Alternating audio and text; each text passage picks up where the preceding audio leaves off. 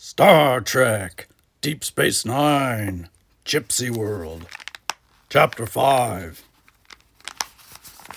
The Orac continued to fall like a silent stone through the long, cold night of space. In the distance, one by one, the stars of Gamma Quadrant flickered out like candles in the wind. Jake looked out through the small viewport. It seemed as though the Orac was being sucked into the maw of some gigantic black hole. Not only were they prisoners in the belly of this metal whale, but they were lost as well. For an instant, Jake had a terrible feeling in his gut that he would never see Deep Space Nine or his father again.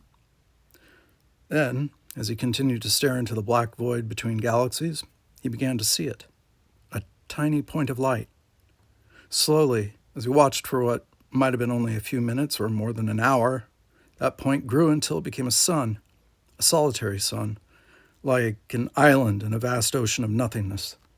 It was, Jake was certain, the sun that gave warmth and life to the nameless world that the Fiori called their own. Actually, as Jake would soon learn, the world did have a name. The Fiori called their world Rift, which translated roughly to Eden, which was an appropriate name since the small planet on the edge of forever was like a garden in the middle of a great desert of black space. Meanwhile, on another world, a metal one named Deep Space Nine, Security Chief Odo was visiting a place he would have described as a weed patch rather than a garden. He never understood the need for people to gather in cramped spaces, absorb unhealthy liquids, and play games that they were destined to lose. Quark, on the other hand, understood it very well. It was how he made a very comfortable living, and he resented anything that interfered with the natural Ferengi pursuit of profit. Of course I miss Nog. Quark considered his nephew an asset. Unlike Rom, Nog's father and Quark's brother, Nog was hardworking and smart. Then give me something to work with to find him, Odo said. The Fiori and Ferengi are not exactly the best of friends, Quark continued. Which is why you probably know more about them than any other species. Isn't it a Ferengi rule of acquisition to always know the competition? Rule number 218, but Ferengi don't consider the Fiori competition. Probably because the Fiori tend to bargain honestly. That is one of their weaknesses. I suppose, in your view, it is, but I'm not here to discuss Ferengi philosophy. I want to find where the Orac is gone, Quark finished Odo's sentence. Unfortunately, there is one secret that the Fiori are very good at keeping, and that is the location of the Fiori homeworld. That is the Orac's destination. And at that moment, light years away from Alpha Quadrant, beyond even the traveled star paths of Gamma Quadrant, the Orac neared Eden, a solitary planet spinning around a solitary sun. We're actually landing on the planet.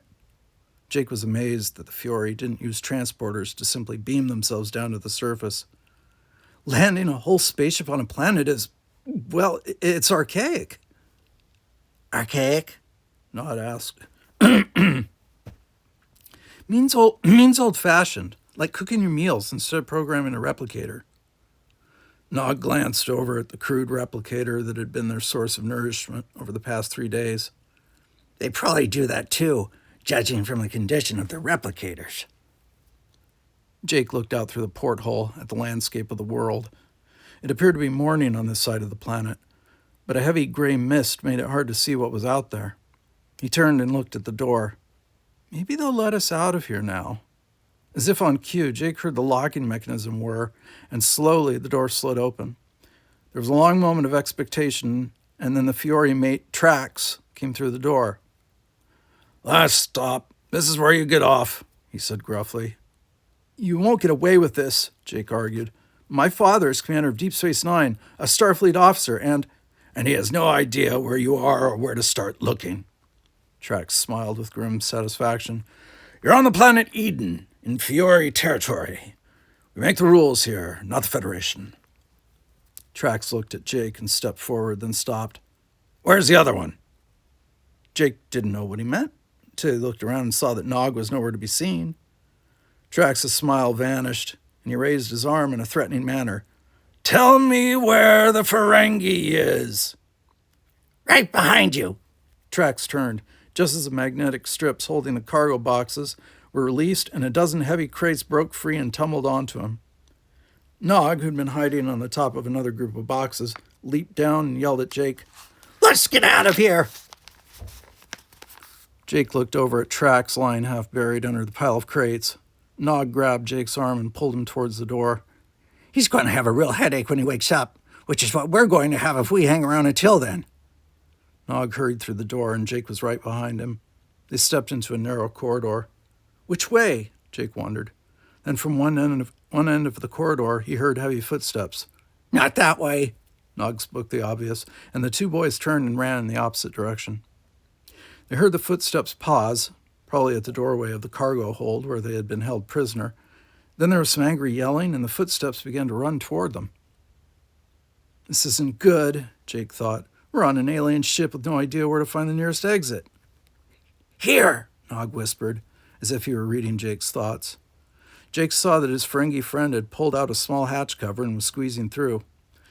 Jake was certain he could never fit through that opening, but somehow he did. Nog quickly pulled the hatch cover shut behind them.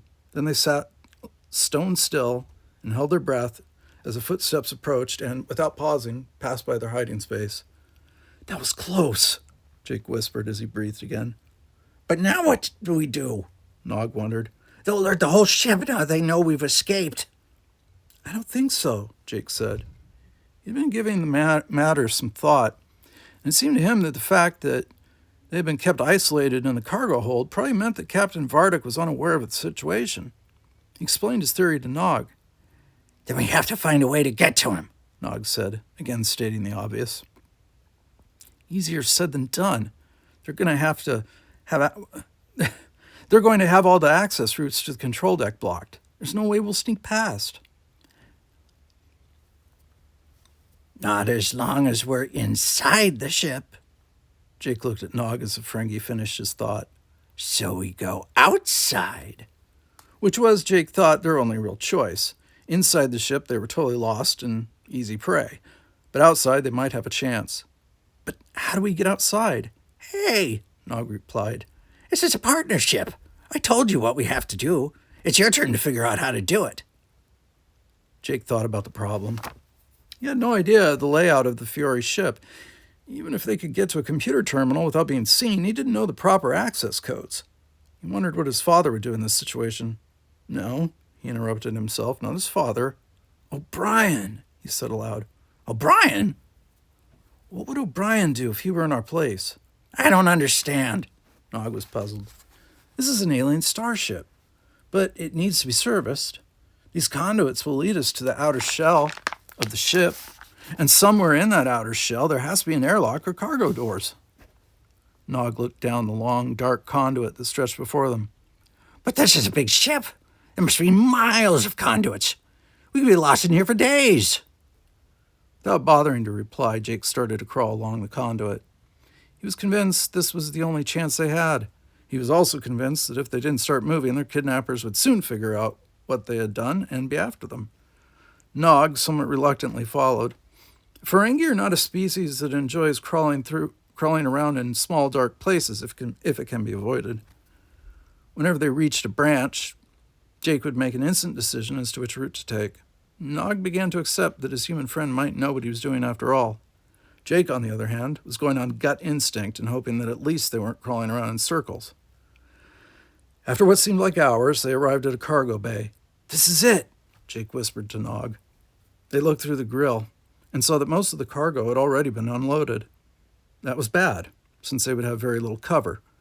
Several Fiore were working in the area and would spot them before they reached the open cargo doors. Nog was willing to give the odds a try.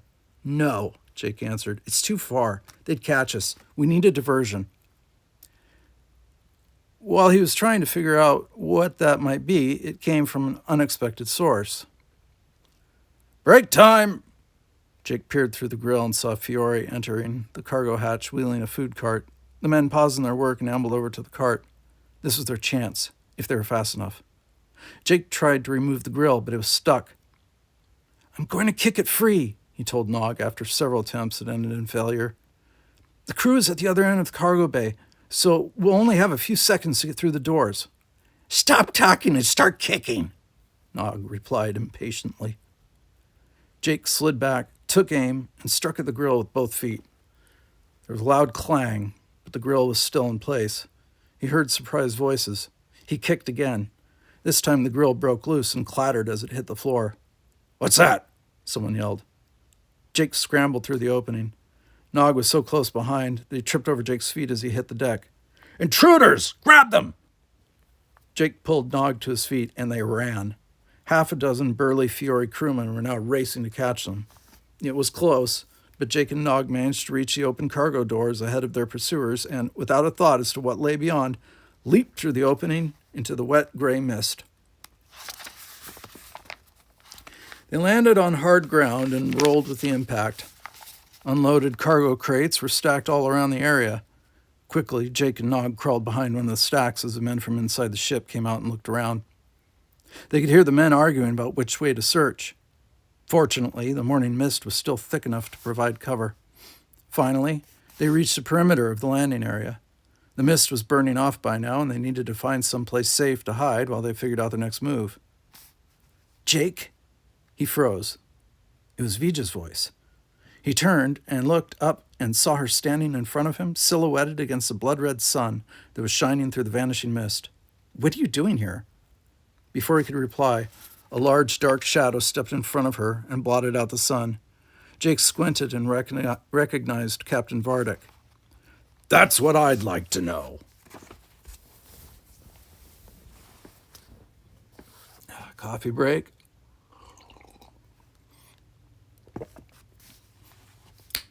That's good today. Okay. Chapter 6. "My daughter asked what you're doing here, Jake. I'd like to know the answer to that as well." Vardic towered over the two boys like a giant, but he was curious, not angry. Not yet. Vija came over to join them. Before Jake could explain, the crew that had been pursuing them now appeared from all directions and surrounded them. One of them pointed at Jake and Nog. "They were hiding in the cargo bay." "Stowaways," added another. They moved toward Jake and Nog, but Vardic raised an arm, and they stopped.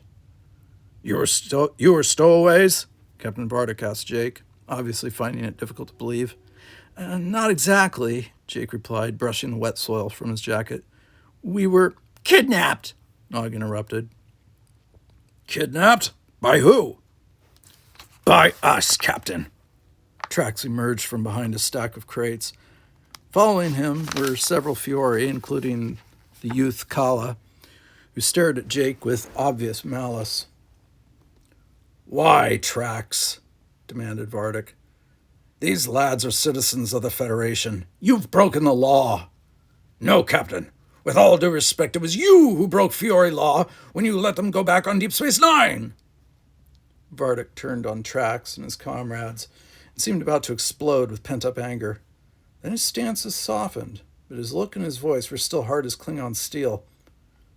"I'll decide your punishment later, Trax. For now, I want a scout ship ready to return these two through the wormhole within the hour."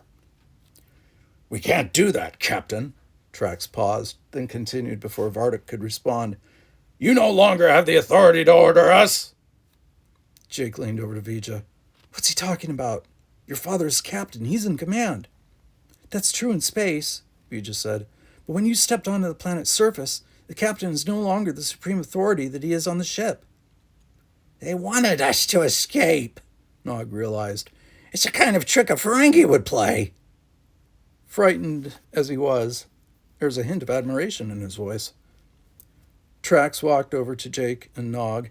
He pointed at them while he addressed his words to the captain. "They have broken Fiore law, and by Fiore law they must be punished." "That is not for you to decide, Trax." "No, Captain, but neither is it your decision to make."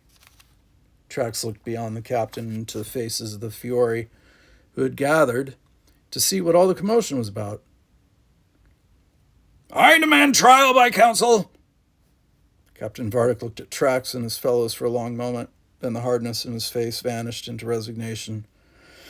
That is your right, Trax. I will call upon the Council of Elders to decide this at first light on the morrow. We will abide by their rule, Trax said. Until then, we leave the off-worlders in your custody. Trax walked away and his companions followed. Kala lingered for a moment. He stared at Jake and seemed about to say something, then glanced at Vija and held his tongue, turned and left. Slowly, like leaves carried away by the wind, the rest of the Fiori departed. Finally, there was only Jake, Nog, Captain Vardic, and Vija. Find Jake and Nog a place to stay, Vardic told Vija. Explain to them about our ways so that they can understand what is happening. Then he looked at Jake. With your permission, young Cisco, I will speak for you at tomorrow's trial. Thank you, Jake replied. Nog and I accept. Vardic nodded and walked away toward the ship. What can I do for you, Jake? Vija asked when her father was gone. One thing, Jake replied. Tell me how Nog and I can get home.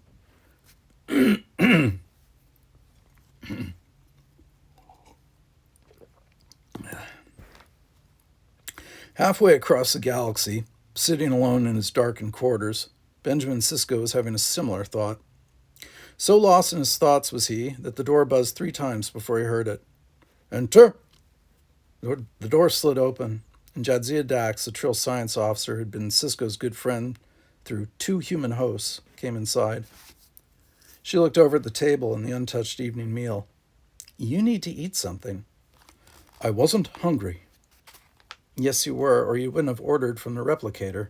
She looked closer. 2 settings? Force of habit, I guess. She sat down next to Sisko and gently touched his hand. I want him back too, Benjamin, almost as much as you do. It's just that I feel so helpless, Dax. He looked into her eyes and the wisdom from numerous lifetimes they contained, and was grateful that there was one person on Deep Space Nine with whom he could drop his role of commander and just be himself. My son's been taken from me. He tried to put his troubled thoughts into words. And there's nothing I can do to get him back. You're doing what you can, Benjamin. That's all you can do. Maybe I should be out there in Gamma Quadrant, searching. You know that's nonsense. That's a huge ocean out there, and you'd be looking for a rowboat. Finding it would be a miracle. But at least I'd be doing something.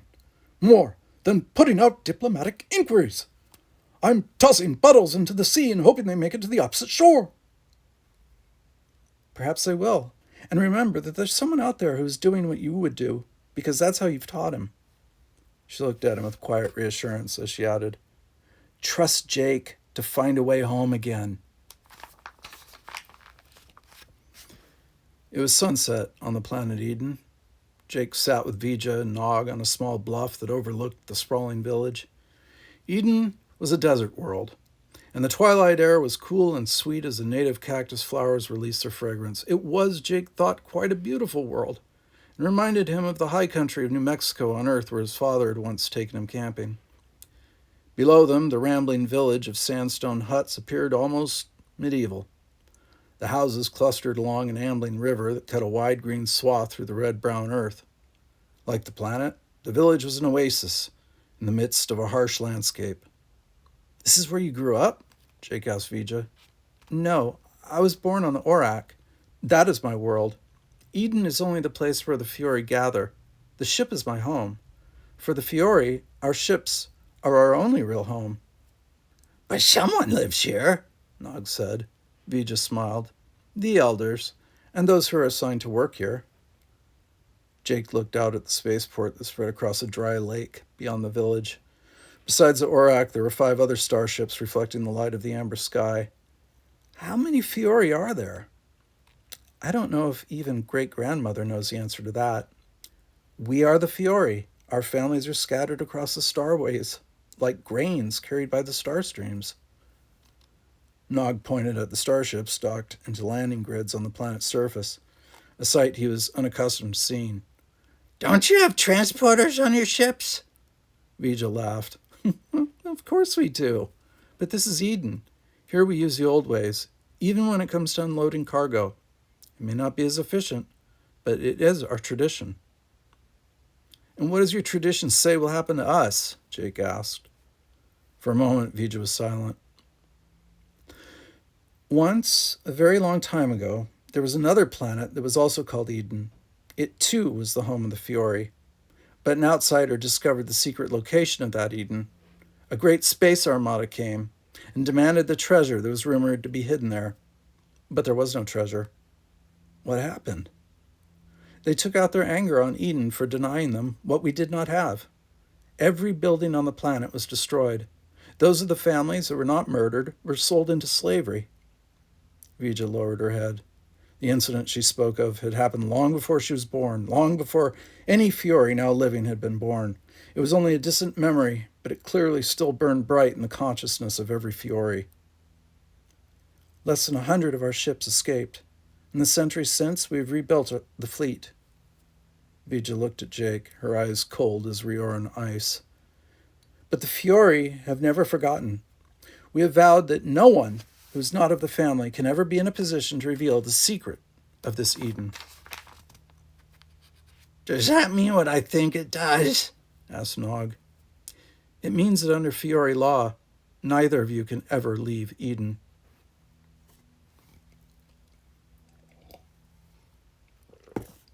The next morning, as the first light from the blood-red sun that warmed Eden broke over the peaks of the distant Blue Mountains, Jake and Nog emerged from the hut where they had spent a restless night. There were no guards, and Nog suggested that they try to escape. Jake replied that the reason the Fiori didn't need to guard them was that there was nowhere for them to run. Beyond the quiet tranquility of the village, there was only burning desert and hostile mountains. We wouldn't have a chance out there, Jake concluded. Nog had to nod in agreement. As Vija led them to the place where their trial would take place, Jake noticed that the Fiori they passed were neither friendly nor unfriendly. In fact, they ignored the two off-worlders as though they did not exist. You are Gacho in their eyes, Vija explained. What exactly does Gacho mean? Jake asked. It means that you are considered something not quite human. The Fiori treat all outsiders as Gacho, as someone not worthy. That attitude's not going to earn you a lot of friends. No. The Fiori have learned over the years not to trust anyone. We have been betrayed too often. But until you learn to have trust in something, the Fiori are always going to be isolated. Vija looked at Jake. You are right. And there are those among us, mostly the young, who believe it may be time for the Fiori to reach out to other species. Their conversation was interrupted as they reached their destination at the edge of the village, where a large open amphitheater cut into the hard ground. Jake saw a group of people he assumed to be the Council of Elders, sitting silently in a semicircle in the center of the arena as Vija ushered them down the steps. He noticed only about 24 Fiori seated around the perimeter. We don't seem to be attracting too much attention, Jake commented. There's no reason for them to be curious. Fiori law is very clear on the situation, Vija said. The verdict is certain. Then why bother with a trial? Asked Nog. Tradition, answered Vija. Besides, great-grandmother is head of the council. She is wise and may find a way for you to return home. Vija's eyes scanned the members of the council. Except that she is not here. Grandmother is on retreat. Captain Vardic joined them as they approached the council. We will not have the advantage of her wisdom on the council this day. That doesn't sound like a very good beginning, Jake thought to himself. A short time later, Jake's unspoken prophecy came true. Even with Captain Vardic arguing that their crime was one of youth and misjudgment, there was no appeal from the rigid rules of the Fiori. The 6 members of the Council of Elders listened to the facts and made their decision after only a few minutes of hushed deliberation. Jake was not surprised that neither he nor Nog were asked to testify. Apparently what a Gaho had to say, even on his own behalf, was considered irrelevant. It has been decided, the leader of the council said, that the 2 off-worlders have violated Fiori laws and must serve the appropriate sentence. They will remain on this planet for the rest of their natural lives. By the steel of the ship and the fire of the planet, I declare this council closed. As one body, the 6 council members stood and prepared to make their exit. Captain Vardick put his hand on Jake's shoulder and whispered in his ear, "I'm sorry, Jake. I was afraid it would turn out like this." "Isn't there any way you can contact my father?" Jake asked. "He'd know what to do." "The law forbids me to do that." Vardick lowered his head. "It may not be right or just, but it is our way. It is our law." Jake glanced over to the side of the arena and saw the Fiore youth Kala smiling at him. It was a taunting smile, and Jake was certain that Kala would do everything in his power to make sure that Jake and Nog did not enjoy their stay on Eden. "If only great-grandmother were here," Via just said. "She might have found a way." "Perhaps she would," Vardick agreed, "but she is not scheduled to return from retreat for another 6 moons. By then, the council's decision will be final, and there can be no arguments." "You mean," Jake interrupted, "the decision isn't final yet?" "It requires 3 full moons before any decision is closed. During that time, the defendants can still argue for another finding." "Then let's argue," said Nog, the gears in his Ferengi mind already grinding. "I'm sorry, Nog," Vardick said. "You are Gaho and cannot argue before the council." Nog's oversized ears appeared to droop at the captain's statement. He knew every Ferengi rule of acquisition by heart, and yet there would be no opportunity to use them. It wasn't fair. "It isn't fair," Vija's words echoed Nog's unspoken thought. Suddenly she rose and intercepted the council, who were about to leave the arena. "Wise elders," she called to them. "I speak as the Fiore voice of those who have no voice." She pointed at Jake and Nog. "I would demand that these two have the right to cleanse themselves of their misdeeds through the rite of passage."